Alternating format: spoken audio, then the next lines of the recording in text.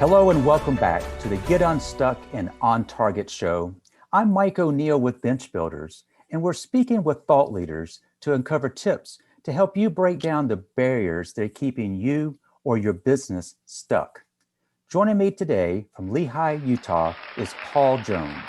Paul is the founder of BridgWell, and they help clients build their brand's social network. Welcome, Paul. Hey, Mike, it's good to be on the show. Thanks for having me. Paul, I was looking forward to recording this. I have the advantage that I've already had a chance to interact with you because you spoke to the Association of Talent Development. And what you did and how you did it really impressed me. And I'm looking forward to you sharing some of that with our listeners today. Thanks, We Mike. talked about building networks. And when I see the word social network, it means something to me that might be different than it means to you. How do you define the term social network? Well, and that's a loaded question, right? Because we live in a quote unquote very social world. So we have, I can get on my Facebook or my LinkedIn and I can look at my quote social network. But yeah, what does a social network really mean? And for me, it really bottles down to, uh, this concept of taking your social network to a social net worth. Hmm. How do you get value from the relationships, the connections that you have? And how can you create authentic connections with those people inside of your network? It's a question I think deserves a pause. There's a lot of social research on how big of a personal social network you can have. It's around 100 to 150 people. That's about how many people you can have a deep relationship with. So you kind of have to think, who am I going to be building relationships with? Who do I need to be building relationships with? Relationships are the single best predictor of your career success. So, whether they matter or not, at the end of the day, I hated this term growing up. It's not who you know, or it's not what you know, it's who you know. Cause that just felt, I don't know. To me, it was always put in context with like the old boys club and you got to be a part of it and fit into it or whatever. But that saying has really morphed for me because is it true? Yes, I do think it is true. But the way that you get to know people is the part that matters the most.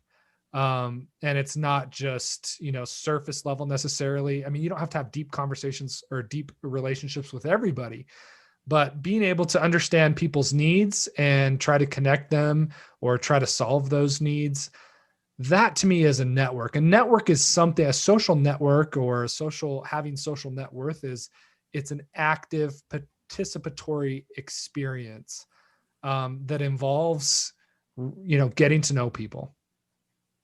So why don't we set the context in place here? I know that thus far we've been talking about social network almost more from an individual level. Does your company work primarily with individuals or organizations? We actually work with brands and companies to build their social networks. So would you like us to talk more about what you do with companies, or would you prefer that we continue on the path of individuals and how you can enhance your social network? Well, I think they're kind of one in the same, really. With COVID, we are more isolated than we've ever been. Everyone is, and there's some good things that are coming out of that. I mean, all the reports are that productivity is up. Companies aren't having a problem seeing work increase. But the flip side of that is that when people get more isolated, you see more mental illness, you see all kinds of breakdowns that start to occur. And so connection or your social network becomes really, really valuable. And I think if you look at our roots as human beings, it goes back to the social aspect. That's what's made us so successful as a species is our ability to form tribes and collaborate together to solve problems and issues. And so going back to BridgWell and what we do is for me, it's funny is this is a good example. When I have a birthday, my family thinks it's hilarious because how many birthday parties have we been to where you kind of go and you go through the motions and people open up presents and then you blow out the candles and you have the cake, etc. My family rolls their eyes because during my birthdays, I will say, I'll stand up and say, today is my birthday. And before anyone leaves today, I want to hear about a favorite memory you have with me. And the last person that goes has to sing the tune. And so everyone rolls their eyes because they're like, oh, yeah, Paul's doing his thing.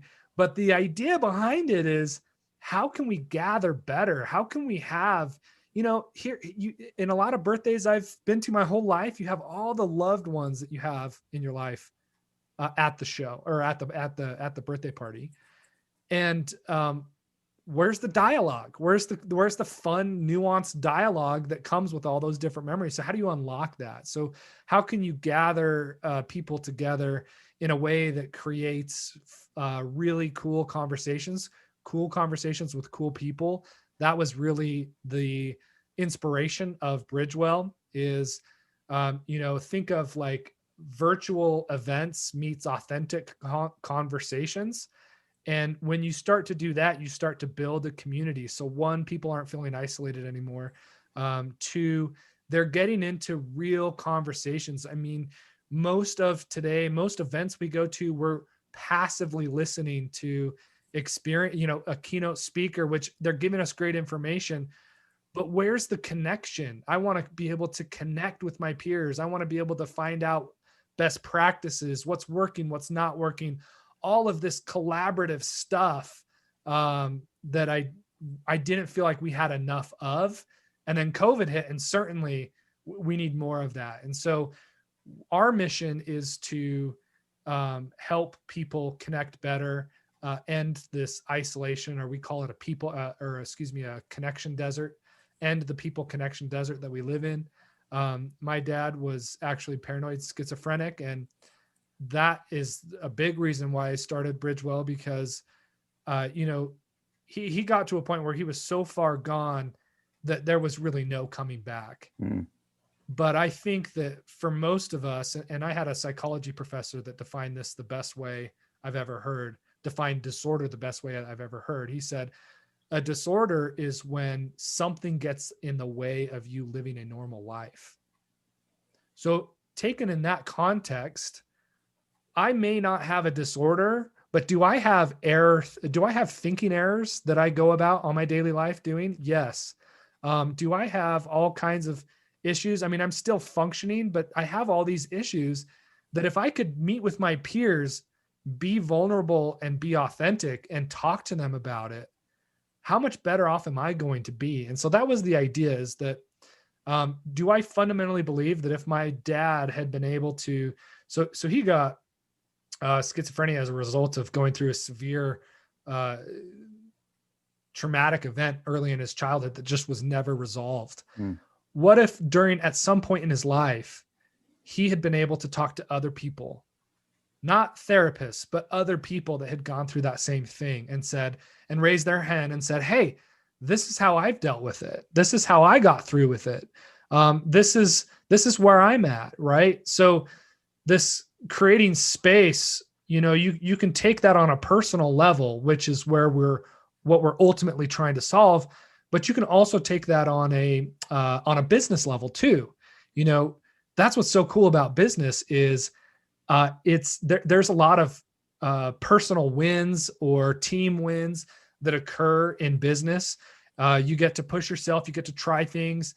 Sometimes you win, sometimes you learn, and it's those learnings that help you grow. And so I just thought getting people together to have authentic conversations is going to help people, one, feel less isolated, two, it's going to increase innovation, and three, people are going to feel more connected. And at the end of the day, there's a lot of research on this. The more connected someone feels, the longitudinal study that was done, the longest longitudinal study on human happiness ever, it's a men's study, found that how the depth of your relationships is really one of the best predictors of how happy you will be in your life.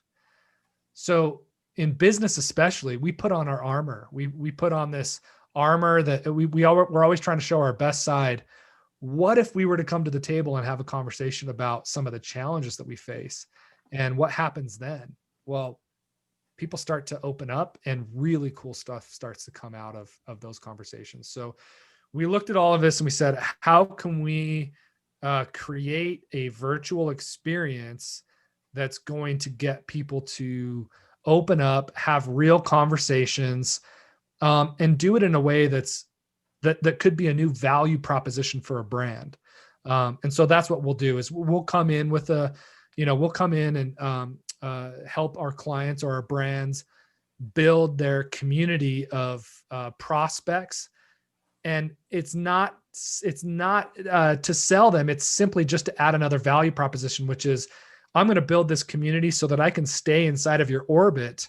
But the way in which the community is facilitated is it's not, a Slack channel. It's not an invitation to a virtual conference. It's conversations. At the end of the day, it's just having conversations, real authentic conversations. So Paul, let's go down that path a little bit.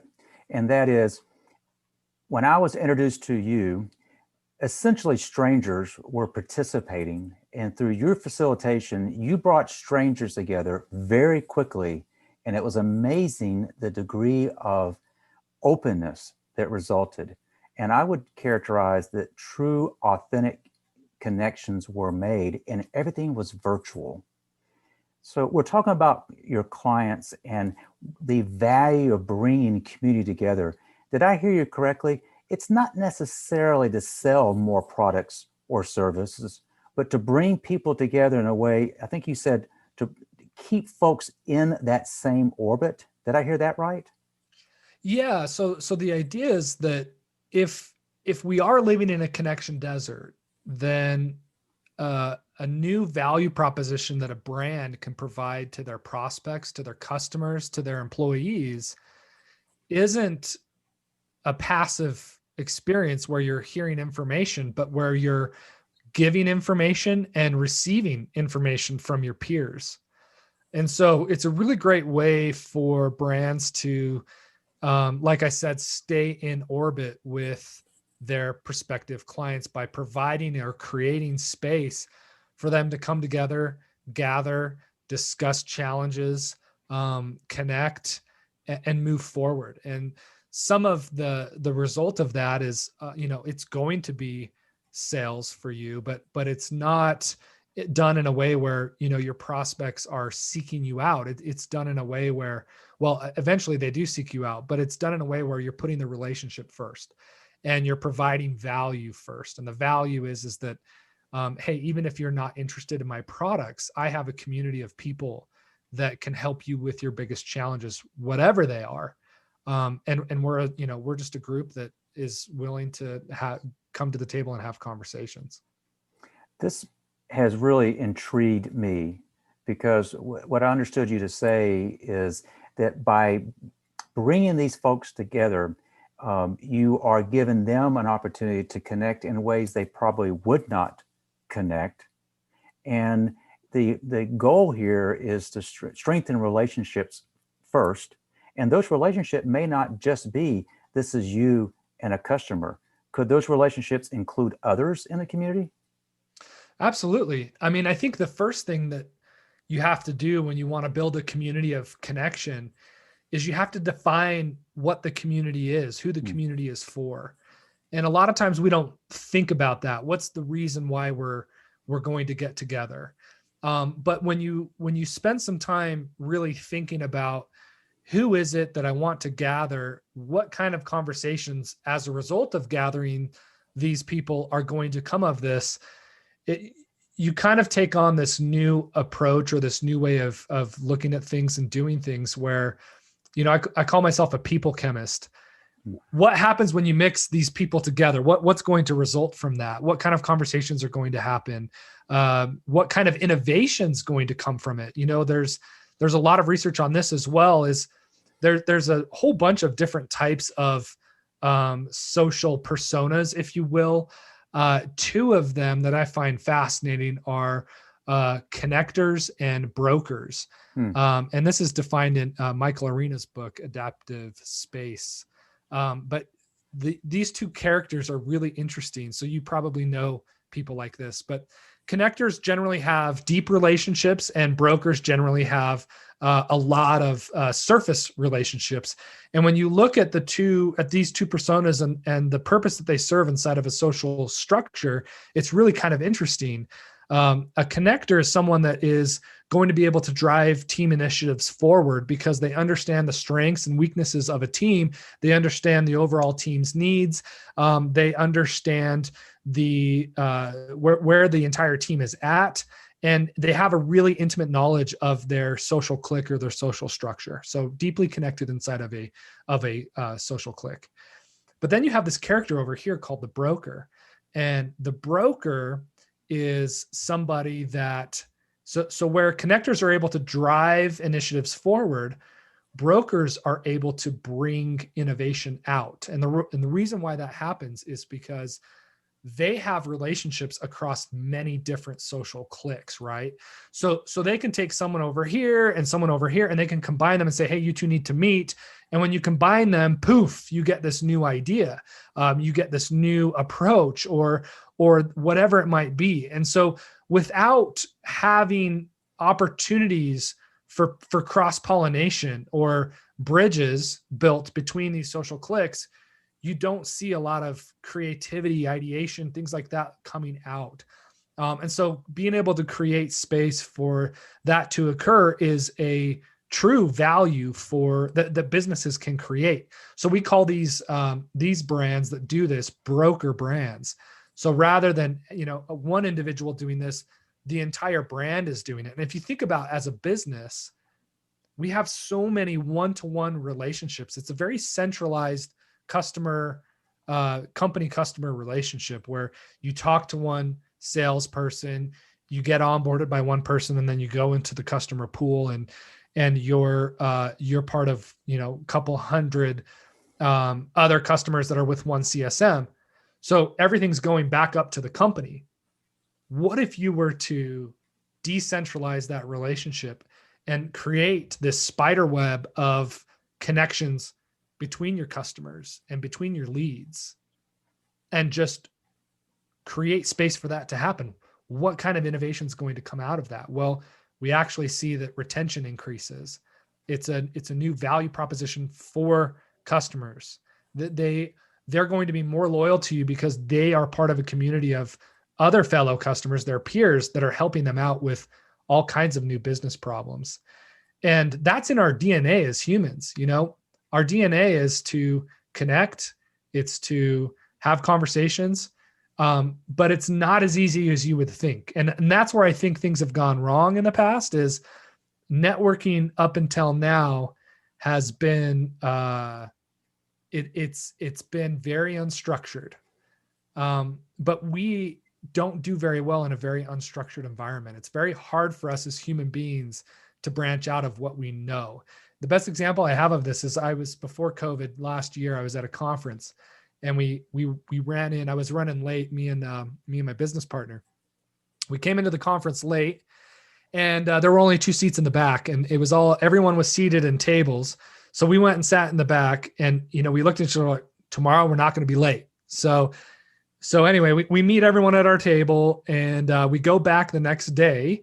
We're about 5 minutes early, so most everyone was there, and we walk in, and I'm sure you could predict where everyone was sitting. At the same spots that they were sitting the day before. A lot of times we're able to push ourselves out of into the uncomfortable zone, but then we want to get as comfortable as quickly as possible. So we went up and sat up in the front, and you could tell there's like this unsaid rule that you can't. Once there's no seating assignments, but once you've sat there, that's your spot, and that's kind of how we are as humans, and that's kind of how networking is. It's a word I don't really like because it brings up these experiences that are so unstructured. And so what I think we need is guided experiences, something that is facilitated, right? So It's something that is going to help you, prompt you, connect you. You've got to be able to bring your extroverts back a little bit and bring your introverts forward a little bit. And when you don't create space for that to happen, someone's going to get talked over and someone else isn't going to be able to share, or someone's going to disengage. And so that's why I think that facilitated process of connection is so important to branching out. Like you were saying, we brought together strangers that didn't know each other with the hope that by the end of it, they had new inroads with each other and had some cool conversations that led to, who knows where they'll lead, but they'll certainly lead to new opportunities. If I had to try to explain what you just did, I would fail miserably. What I can say is I may not be able to explain what you did for our group. I can simply say it worked. And what you've described, I'm just trying to imagine our listeners now. These are folks who are leading businesses and they're trying to find how can they improve connections? How can they bring people together in a much more meaningful way? This has really been very interesting thus far. I would like to kind of go back to something that you said a little bit earlier, and that is you mentioned that your motto is to end people connection deserts. And I had to think about that. But in people connection deserts, when you say deserts and you want to end that, tell me a little bit more about what, if you fulfilled your mission as an organization and for your clients, what does that look like? What it would look like is people coming into an experience where they feel like they can be themselves, they can open up a little bit. Mm-hmm. And they can, and by doing that, they're going to get into all kinds of different conversations. And it's not information sharing so much as just life experience sharing. I'll give you a good example. So we moved to a new house here in Lehigh. We're not that far from a grocery store. One of my favorite things to do is ride a bike to the grocery store just during the summers. It's super fun. So I was looking for this. I was looking for a bike on the used, equipment sites here in Utah. It's KSL, but I know elsewhere it's different. And I found this beautiful 1990 Raleigh bike. I mean, it had whitewashed wheels and it had the neon green water bottle holder. And it was just this beautiful bike. And the guy wasn't asking very much for it. So I reached out. I'm like, hey, I'm in love with your bike. I want to come buy this. So he said, okay, meet me out here. So I went out to this neighborhood. He's 30 something and it's raining, lightly raining. And he's got this bike in the back of his truck. He's like, oh, hey, it's over here. So he pulls the bike out and he's just talking me through. You could tell he loved this thing. And I'm like, I promise you, I will take care of this and love this because you did such an amazing job with this. And he's like, oh, thanks. And you could tell he hadn't, for whatever reason, that compliment meant a lot to him. And I was like, so what are you doing out here? He's like, oh, I'm putting flyers on people's doors. I've been doing that for like 6 years. And anyway, we got into this conversation and he was talking to me about, he said, I struggle with ADHD.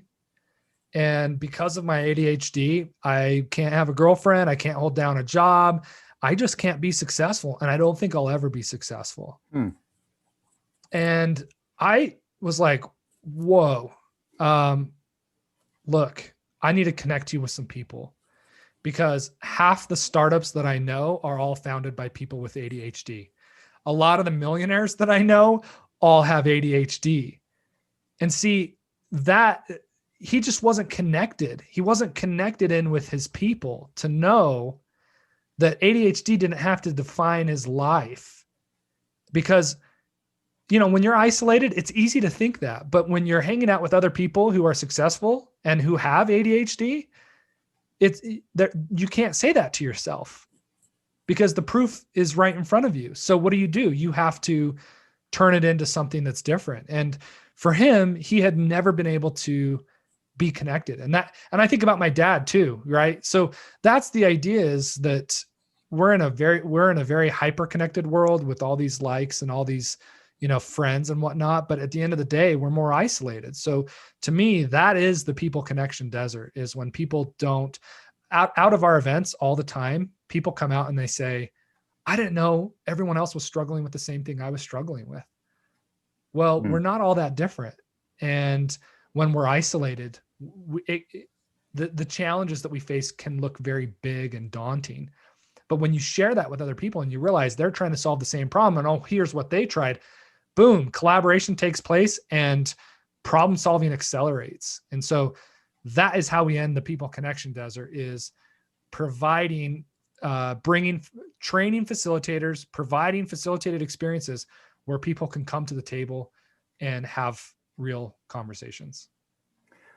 Paul, I appreciate you said that your goal is to get participants to open up. I want to ask you to do the same thing. And that is, would you be willing to share an example whereas you found yourself personally stuck? And what did you do to get unstuck? That is a good question. I feel like that happens every 4 months or so. But the one that I'm thinking about is, so I had just started at a startup. I was out of college, and I was in a sales role, and I was going to a conference in Seattle, and I was flying United, and for whatever, you're laughing because you might, yeah. Okay, go ahead. Yep. So I was flying United, and for whatever, I flew United a lot because I was traveling back and forth from Utah to Omaha. And so I had all this background history with flying on a United flight, and more so than any other flight company or flight plane I've been on, or plane company. They love to use that thin veil between business and the main class area. So you get up on your flight and you're flying along, and then the waitress at the front with first class, she puts that little curtain across, and you can see through it. And so every time, it bugged me so much. What is the purpose of this curtain? I can hear through it. I can see through it. So the only purpose that curtain serves is, hey, there is a difference between you and between me, and you're not allowed up here. That's how I took it. Now, some people are probably laughing at this. My wife laughs at this all the time. She's like, I can't believe you thought about this. But so I'm looking at this curtain coming into Seattle. I'm like, okay, it's go time. We gotta do some sales. I need to change my mindset, because I had gotten stuck where I hadn't quite figured out how to move myself to that next level. And it really is all about mindset, right? And so I'm sitting next to a guy that just came back from Afghanistan, and I look over at him and I'm like, hey dude, what do you think about that curtain up there? He's like, I don't know. And I'm like, I think it's a bunch of BS. He's like, yeah, it kind of is, isn't it? And I was like, yeah, here, hold this. So I give him my phone. I'm like, record this, would you? And so just for my own mind, I got up out of the chair, walked up, took that curtain, threw it to the side, and just went and used the first class bathroom. And for me, I mean, that's a kind of a dumb story, but it was massive for my mental fitness. It was for my mindset, because that curtain represented all the limitations I was putting on myself. And I think a lot of times we put that limitation on ourselves. We come up with excuses and so forth. And just the physical grabbing it and moving it off to the side helped me get into the right mindset of, okay, going into this conference, how can I really expand my capabilities and expand what I can do?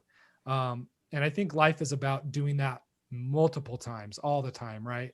But that was the first time where I really was like, it just happened. And it was mostly just out of anger. But then afterward, I realized, oh, that kind of helped me mentally get unstuck. I love that illustration, and it kind of goes back to reinforce all too often what gets us personally stuck are mental sheer curtains. And that by you just boldly going up and throwing that aside and going using that bathroom, you literally and figuratively just kind of separated that out. And I love that. Thank you for sharing that example.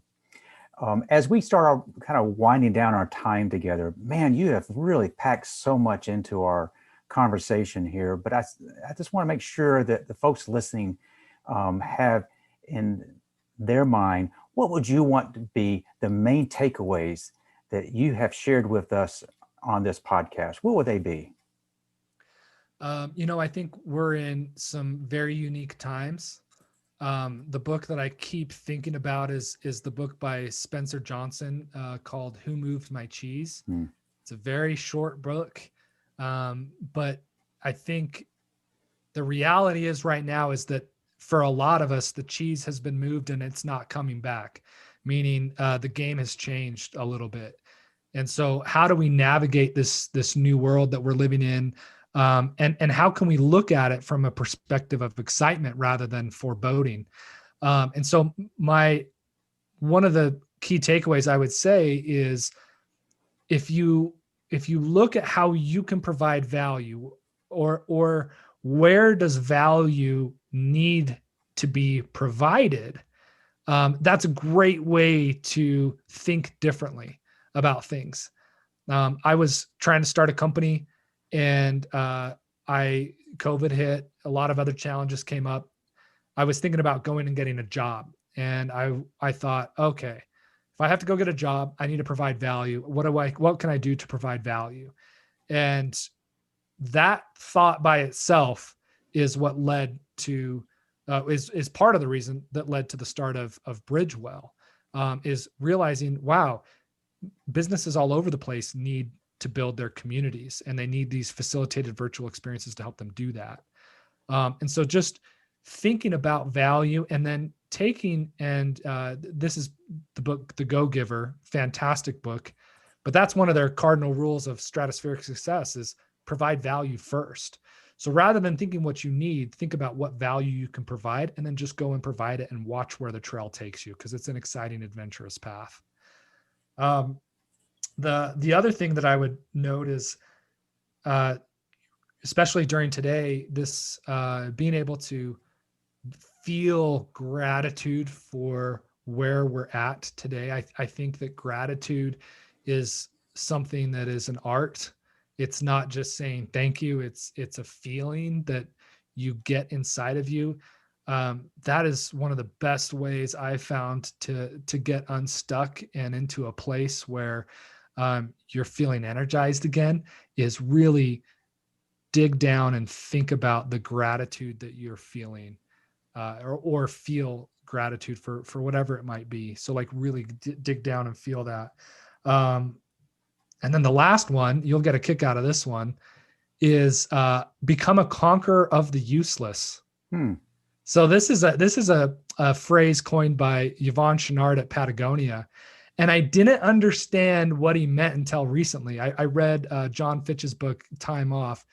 But a conqueror of the useless. So I grew up rock climbing and river guiding and skateboarding even. And from the outside perspective, those activities are pretty useless. I mean, in what everyday circumstance do I need to learn how to rock climb, right?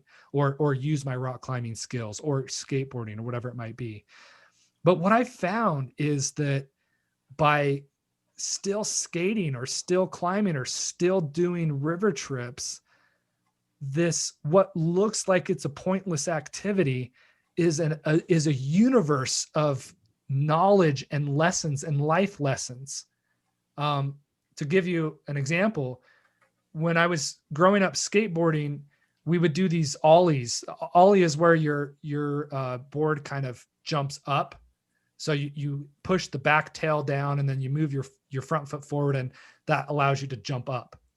And so what we would do is we would put the skateboard on it. We would lay a skateboard on its side, and then we would all go and try to ollie over it. And then once we all got the first skateboard, we'd stack a second skateboard on top of the first one, and we'd try to ollie over that. And next thing you know, I never got this good, but some of the people I was skating with could ollie over like 7 boards, 8 boards. But what was so interesting about that is that it didn't matter if it was board 2, 3, 4, 5, 6, 7. If we were on board 4, we were clearing it by 1/4 of an inch. And then you put board 5 on there and you're clearing it by 1/4 of an inch, and board 6, 1/4 of an inch, and 7. And so those are some of the lessons I think that we have to give time for our best ideas to marinate in our subconscious. And by doing these quote unquote useless activities, we're actually learning. Like I was saying, there's so many things that we can learn from just doing these things, right? And doing them gives us confidence when we go to try to be successful in our careers, because we know, hey, I know I can climb that route. What's the difference between this over here? And so that would be my last one, is just become a conqueror of the useless, join the fray, and pick something and go and do it, and reignite that hobby that you like so much.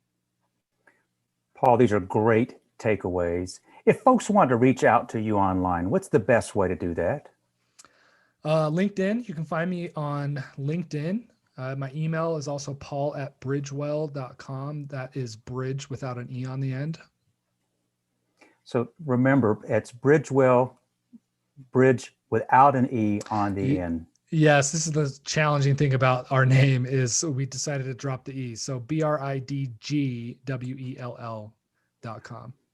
One of your takeaways for us was to show gratitude, and I want to do that here. I want to say thank you for spending time with me today, sharing the perspectives that you have and the freshness in which you go about sharing it. Thank you very much, Paul.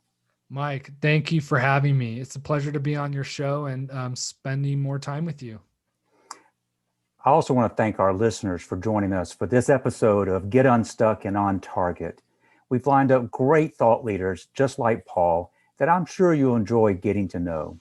We upload the latest episode every Thursday, and I hope you'll subscribe via Apple, Spotify, whatever your favorite platform is. But if you've been listening to my discussion with Paul and you're realizing that something's keeping you or your company stuck, let's talk. Visit unstuck.show to schedule a call. We'll explore what's got you or your company stuck and what you can do to overcome it. So I want to thank you for joining us, and I hope you've picked up on some tips that will help you get unstuck and on target. Until next time.